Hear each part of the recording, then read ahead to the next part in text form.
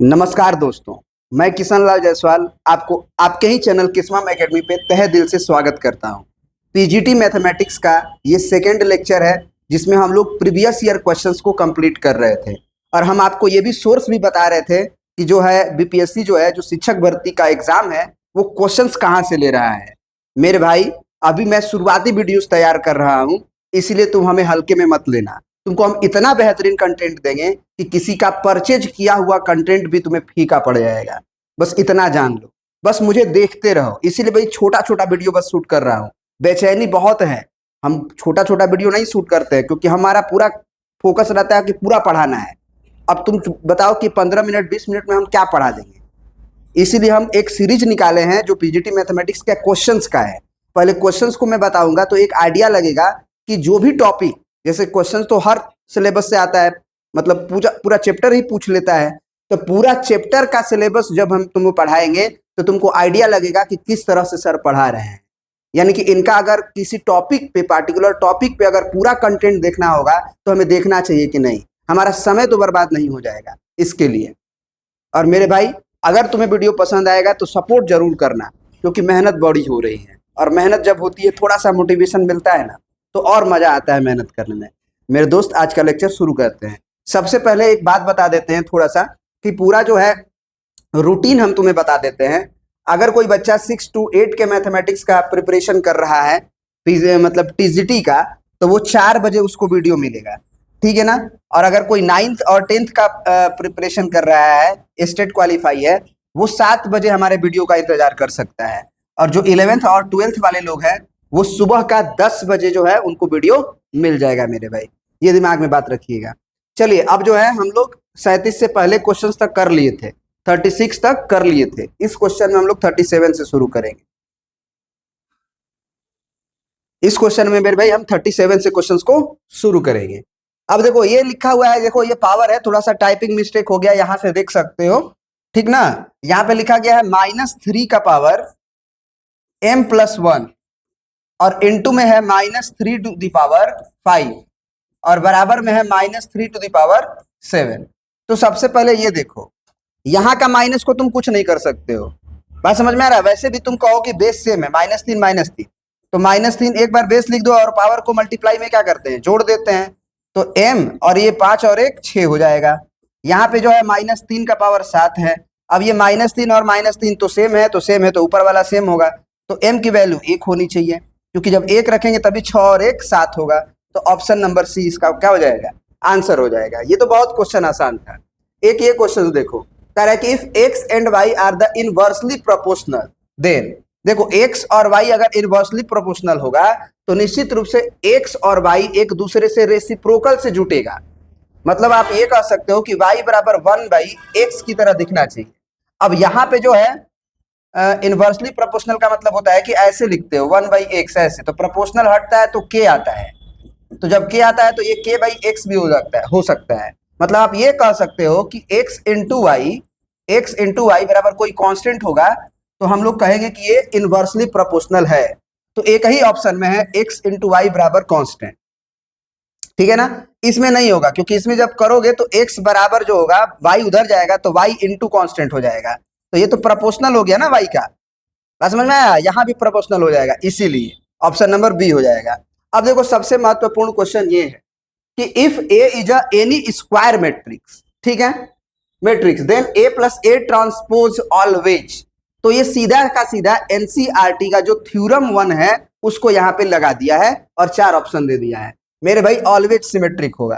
कहोगे सर वो कैसे, देखो यहाँ पे ये थ्योरम को ध्यान से देखो, इस थ्योरम को आराम से देखो क्या लिखा हुआ है।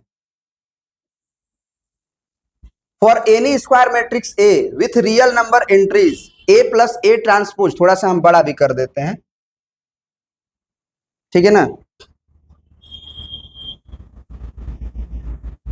या फिर एक काम करते हैं, इसको हम ना स्क्रीनशॉट से इस पे लेके आ जाते हैं। तुम सोर्स तो देख ही लिए एनसीईआरटी का कहां से आ रहा है। ये डायरेक्टली क्या है, ये थ्योरम है, यहां से उठ के आया है, ठीक है ना। क्या बोला इन्होंने, क्या बोला इन्होंने, देखो ध्यान से, कि अगर अगर for any square matrix A with real numbers entries A plus A transpose is symmetric matrix and A minus A transpose is skew symmetric matrix. ये बात समझ में आया? तो ये सीधा आंसर हो गया। आप कहोगे सर बनेगा कैसे? तो सबसे पहले तो तुम्हें ये पता होना चाहिए कि सिमेट्रिक मैट्रिक्स किसको कहते हैं, स्क्यू सिमेट्रिक मैट्रिक्स किसे कहते हैं। तो अब जरा समझ लो। देखो, अगर कोई मैट्रिक्स सिमेट्रिक्स है, अगर कोई मैट्रिक्स क्या है, सिमेट्रिक्स है, तो क्या होता है कहानी? तो सिमेट्रिक अगर मैट्रिक्स है तो ए का अगर ट्रांसपोज लेते हो तो वो ए ही आ जाता है। ए का अगर ट्रांसपोज लेते हो, अगर वो ए ही आ जाता है तो उसको सिमेट्रिक कहते हैं। और अगर अगर ए का ट्रांसपोज लिए और वो माइनस ऑफ ए के बराबर आ गया तो फिर कहते हैं कि ए जो है वो क्या है, then A is skew symmetric matrix. Skew symmetric matrix. Detail से जब अगर कहोगे तो देखो, वीडियो जब हम बनाएंगे मैट्रिक्स का, जब मैट्रिक्स पढ़ाएंगे तो वो सारी बातें मैट्रिक्स की हम बता देंगे। लेकिन अभी जो है हम कंप्लीट कर रहे हैं, तो जो इसके रिगार्डिंग कुछ कॉन्सेप्ट आ रहे हैं, उसकी प्रॉपर्टियां आ रही है, वो हम डिस्कस करेंगे जरूर। ठीक है ना?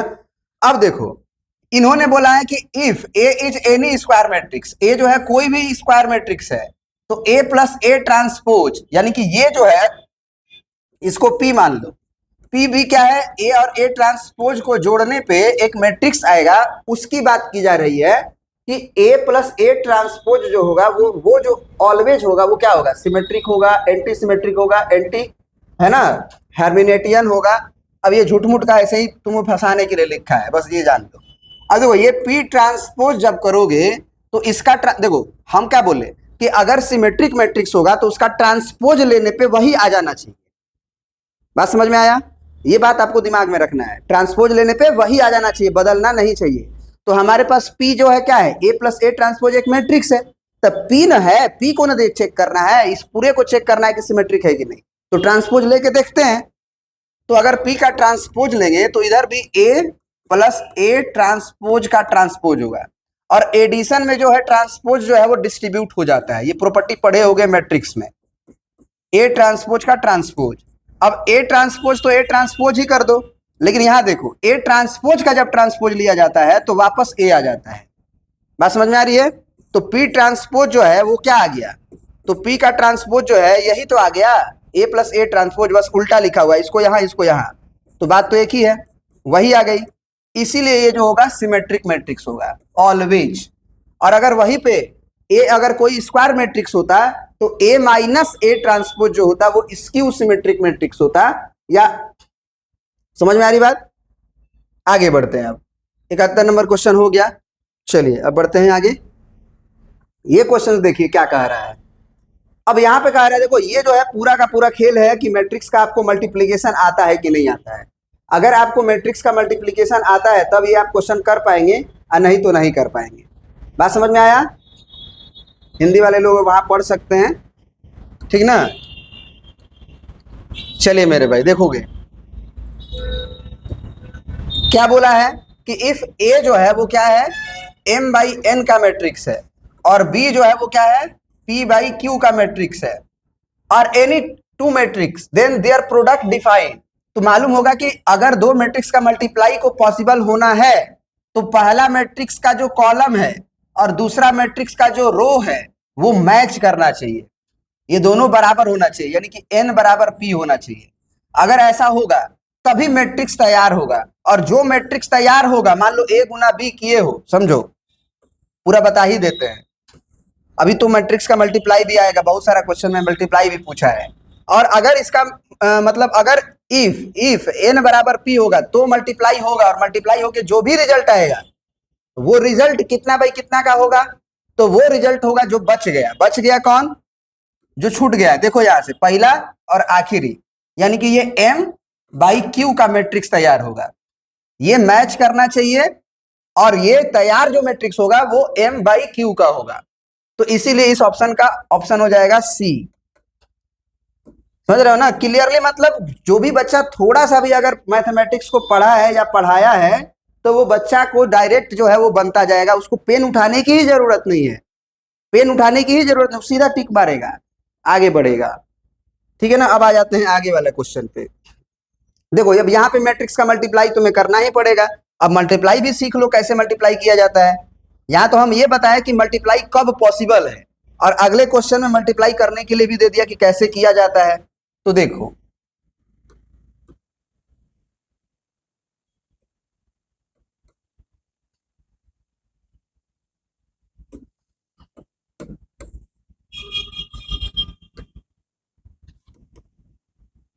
देखो यहाँ पे ए एक मैट्रिक्स है हमारा, वो 1 है, 2 है, -1 है और 1 है, यही है ना। हमसे क्या पूछा है कि भैया तुम बताओ कि A² -2A और +2i क्या होगा। तो A² कैसे आएगा तुम खुद बताओ। A² तभी ना आएगा जब तुम A और A का मल्टीप्लाई करोगे। तो 1 - 1 2 1। अब इसका मल्टीप्लाई फिर से लिखोगे, क्योंकि A² को हम A × A लिख सकते हैं, A² को हम A × A लिख सकते हैं। तो यहाँ 1 हो गया, -1 हो गया, ये 2 हो गया, ये 1 हो गया। अब देखो पहले तो ये लिखो कि ये कितना बाई कितने का है, तो ये भी 2/2 का है और ये भी 2/2 का है, तो ये मैच कर रहा है। और आएगा कितने का, तो वो आएगा जो बाद वाला बच गया, यानी कि इतना का आएगा। तो इतना का आएगा तो ये 2/2 का आएगा। अब जो 2/2 का आएगा उसको लिखने की तरीका को देखो, समझे, उसको लिखने की तरीका को देखो, ये तरीका बहुत जरूरी है देखना। मैं इंग्लिश वाला ही कर देता हूँ, हिंदी वाला को मैं डिलीट कर देता हूँ, ठीक ना।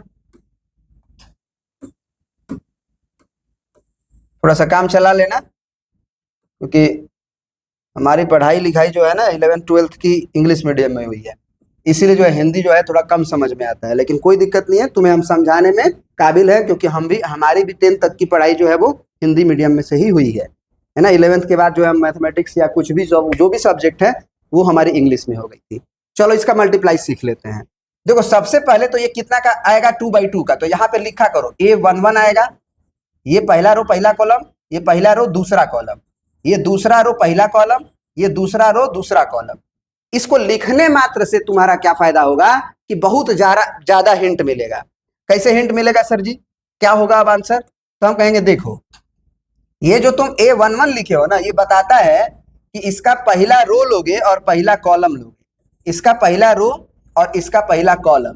पहले देखो, पहले जो होता है वो रो होता है और बाद में जो होता है वो कॉलम होता है। तो इसका पहला रो और इसका पहला कॉलम ये बताएगा, इंडिकेट करेगा 1 1 है, और गुना करते हुए जोड़ना होता है, यानी 1 का गुना 1 में करोगे, 1 × 1 फिर प्लस लिख दोगे, ठीक है। तो पहला रो का ये 1 का गुना 1 में हो गया। अब पहला रो में ही आगे जाओगे तो 2 मिलेगा, और पहला कॉलम में आगे जाओगे तो -1 मिलेगा। तो अब यहाँ पे लिख दोगे 2 × -1। तो ये पहला वाला आया है, माने A11 की वैल्यू आई है। अब A12 की निकालनी है तो यहाँ पे आओगे, तो A12 का मतलब ये हुआ कि तुम्हें पहला रो पे चलना होगा और दूसरे कॉलम पे आ जाना होगा, यानी ये कॉलम दूसरा होगा, यानी दूसरे वाला जो मैट्रिक्स है उसका कॉलम पकड़ना है और पहले वाला का रो पकड़ना है। अब इसका गुना इसमें करोगे तो 1 × 2 करोगे, तो मैं लिख भी देता हूं एक बार, क्योंकि पहली बार अगर समझ रहे हो तो तुम्हें तकलीफ होगी। 2 × 1 लिख देंगे, 2 × 1 लिख देंगे, हो गया। अब यहाँ देखो फिर यहाँ पे जब आएंगे तो ये वाला जगह क्या है, A21, माने कि पहला रो जो होगा उसमें 2 लिखा है, पहले 2 लिखाने का मतलब है कि ये रो है, क्या है, रो है। तो पहला मैट्रिक्स का रो, पहला मैट्रिक्स का रो, तो ये रो हो गया रो 2, ये हो गया रो 1, याद रखना ये कॉलम 1 और ये कॉलम 2। तो रो 2 और ये 1 इंडिकेट करता है कॉलम को, बाद में है इसलिए, तो ये पहला कॉलम में आएगा, यानी -1 का गुना 1 में करेंगे, -1 × 1, समझ में आ रही है। दूसरा रो पहला कॉलम, तो -1 × 1 हुआ, फिर 1 × -1 होगा, और प्लस के साथ प्लस 1 × -1, 1 × -1। अब आ जाएंगे हम यहाँ पे, ये दूसरा रो है और दूसरा कॉलम, A22 है ना, यहां से देखो दूसरा रो और दूसरा कॉलम, तो -1 का गुना 2 में करेंगे, तो -1 × 2, फिर प्लस, फिर इस 1 का गुना 1 में करेंगे, तो ये 1 × 1। अब इसको सॉल्व करना है, वही तुम्हारा अभी तो A² आएगा, कहने का मतलब अभी जो है क्या आएगा, A² की वैल्यू आएगी। चलो अब इसको सिंप्लीफाई करते हैं, तो ये कितना आ जाएगा हमारा, ये देखो -2 और +1, -1 हो जाएगा, ये 2 2 एकम 2 और 2 एकम 2, 2 और 2 4 हो जाएगा। यहाँ देखो -1 और यहाँ भी 1 एकम -1, तो यानी -2, फिर यहाँ देखो -2 और +1, तो -1। अब ध्यान से देखो कि जो शुरू में था कोई दिक्कत नहीं है, हो गया, हो गया। अब देखो ए स्क्वायर निकल गया तो बस सब निकल जाएगा। कैसे निकल जाएगा देखो, तुमसे पूछा है ए स्क्वायर माइनस टू ए प्लस टू आई, तो तुम माइनस टू ए नहीं निकाल सकते हो। माइनस टू ए के लिए क्या करना होगा, इस पूरे मैट्रिक्स में 2 से गुना करना पड़ेगा, माइनस 2 से। तो माइनस 2 से करोगे तो माइनस 2 हो जाएगा, माइनस 2 दूना 4 हो जाएगा, ये प्लस में 2 हो जाएगा, ये माइनस में 2 हो जाएगा, क्योंकि ये माइनस माइनस प्लस भी तो होगा, माइनस ना अंदर डाल रहे हो, ऐसे कर रहे हो ना। समझ में आ रही बात, ये हो गया। अब देखो प्लस टू आई का मतलब क्या हुआ, प्लस टू आई का मतलब क्या हुआ कि 2i का मतलब होता है कि i जो होता है i वो 1 क्या लिख रहा हूं मैं 0 1, ये क्या हो गया मेरे को, i का मतलब क्या होता है कि ये 1 होता है, ये 1 होता है, ये 0 और ये 0 होता है, ऐसे होता है, ठीक है। अब 2i का मतलब हुआ कि इसमें 2 से गुना करना पड़ेगा, यानी ये भी 2 हो जाएगा, ये भी 2 हो जाएगा। अब इस पूरे को जोड़ना है, ए स्क्वायर आई चुका है, माइनस 2i आई चुका है और 2i आई चुका है, इसको जोड़ना है। तो अब जोड़ो भाई, इसको जोड़ोगे तो कितना आएगा बताओ, ए स्क्वायर माइनस 2a और प्लस 2i, ठीक है। तो ए स्क्वायर कितना है, ए स्क्वायर वो है, फिर माइनस 2i ये है, माइनस 2a ये है, प्लस 2i ये, सबको जोड़ना है। तो यहाँ देखो ये 2 है और ये माइनस 2 है, क्या हो जाएगा 0, यानी कि -1 आएगा, ठीक है। फिर अगर यहाँ का सबको जोड़ना ही है, दिमाग में रहे, क्योंकि हम -2 लिख दिए हैं, घटाए नहीं है, -2a की वैल्यू निकाल दी है, तो घटाना नहीं है, जोड़ देना है सीधा। फिर -4 है और +4 है, वो 0 हो जाएगा, तो यानी कि ये 0 हो जाएगा। समझ में आ रही बात। अब आ जाओ नीचे, 2 है, 0 है और -2 है, तो ये भी 0 हो जाएगा। फिर यहाँ देखो -2 है, -1 है तो -3 होगा, और -3 है और +2 है तो -1 होगा, तो ये आ गया।